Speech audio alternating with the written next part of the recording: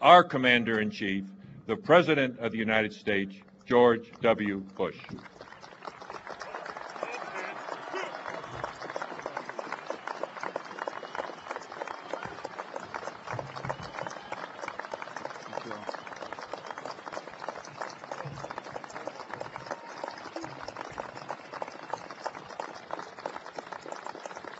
Thank you all.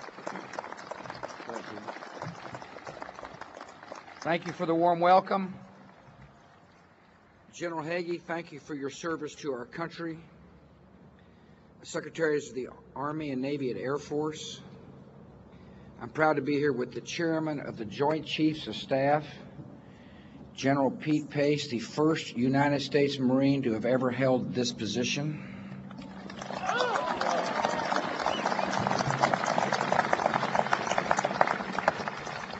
Senator Warner and Congresswoman Davis, former Governor Warner and former Senator Glenn, honored guests, veterans, General Christmas, and all those responsible for this fine museum, United States Marines everywhere.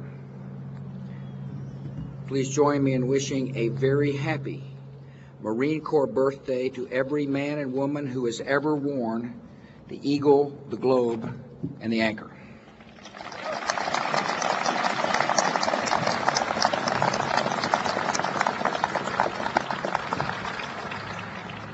As Jim Lehrer reminded you, we celebrate the 231st birthday of one of the world's premier fighting forces. And we mark the opening of our nation's most modern military museum. For too long, the only people to have direct experience of the Marine Corps have been the Marines themselves and the enemy who's made the mistake of taking them on. The National Museum of the Marine Corps fixes this problem. In this museum, you'll experience life from a Marine's perspective. In this museum, you'll feel what it's like to go through boot camp. No thanks. Make an amphibious landing under fire or deploy from a helicopter in Vietnam. The museum will not make you into a Marine. Only a drill instructor can do that. But by putting you in the boots of a Marine, this museum will leave you with an appreciation of the rich history of the Corps and the pride that comes with earning the title United States Marine.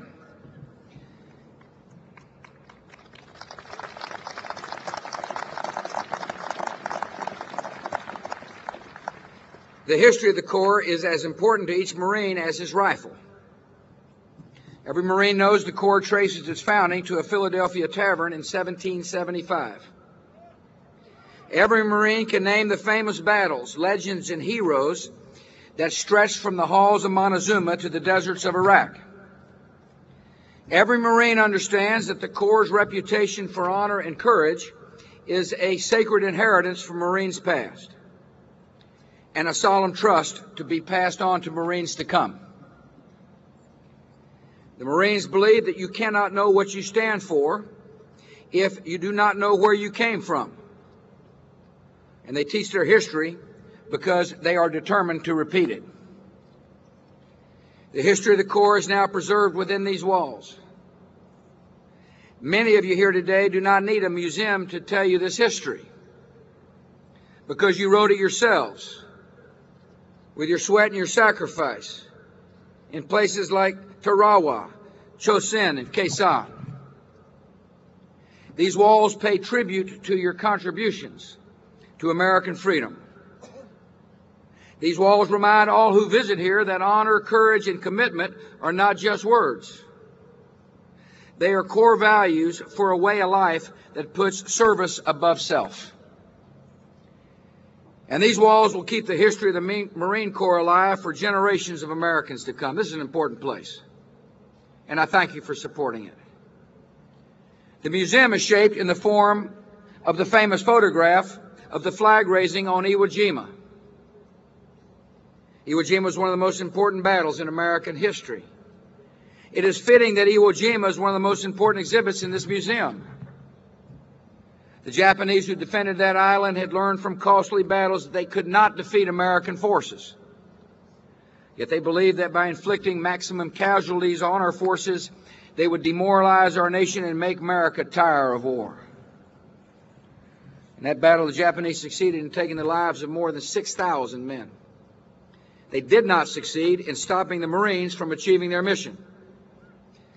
And that flag that was raised on Mount Suribachi would become an enduring symbol of American resolve and a lasting icon of a democracy at war.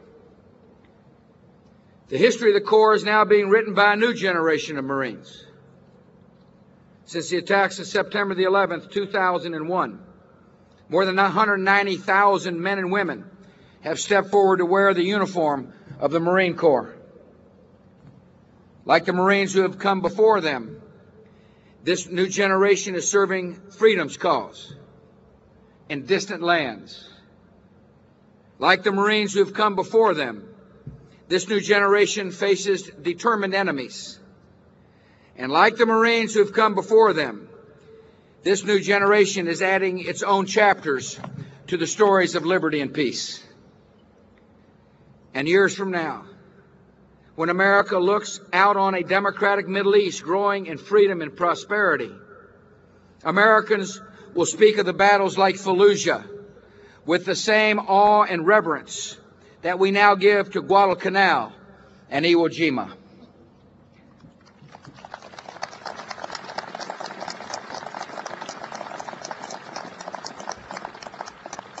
Like the Marines who've come before them, this new generation has also given some of its finest men in the line of duty. One of these fine men was Jason Dunham. Jason's birthday is November the 10th, so you might say that he was born to be a Marine. And as far back as boot camp, his superiors spotted the quality that would mark this young American as an outstanding Marine. His willingness to put the needs of others before his own. Corporal Dunham showed that spirit in April 2004 while leading a patrol of his Marines in an Iraqi town near the Syrian border. When a nearby Marine convoy was ambushed, Corporal Dunham led his squad to the site of the attack, where he and his men stopped a convoy of cars that were trying to make an escape. As he moved to search one of the vehicles, an insurgent jumped out and grabbed the corporal by the throat. The corporal engaged the enemy in hand-to-hand combat. At one point, he shouted to his fellow Marines, "No, no, no, watch his hand." Moments later, an enemy grenade rolled out. Corporal Dunham did not hesitate. He jumped on the grenade to protect his fellow Marines. He used his helmet and his body to absorb the blast. A friend who was there that terrible day put it this way: Corporal Dunham had a gift from God.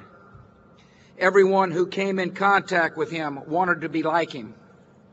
He was the toughest Marine, but the nicest guy. He would do anything for you. Corporal Dunham was the kind of person everybody wants as their best friend. Despite surviving the initial blast and being given the best of medical care, Corporal Dunham ultimately succumbed to his wounds. And by giving his own life, Corporal Dunham saved the lives of two of his men and showed the world what it means to be a Marine. Corporal Dunham's mom and dad are with us today on what would have been this brave young man's 25th birthday. We remember that the Marine who so freely gave his life was your beloved son.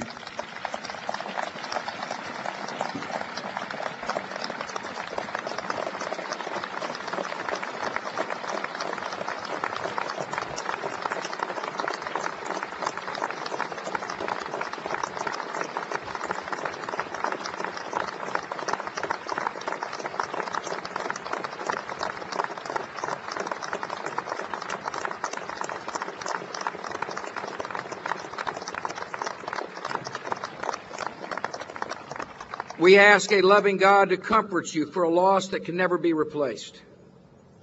And on this special birthday, in the company of his fellow Marines, I'm proud to announce that our nation will recognize Corporal Jason Dunham's action with America's highest decoration for valor, the Medal of Honor.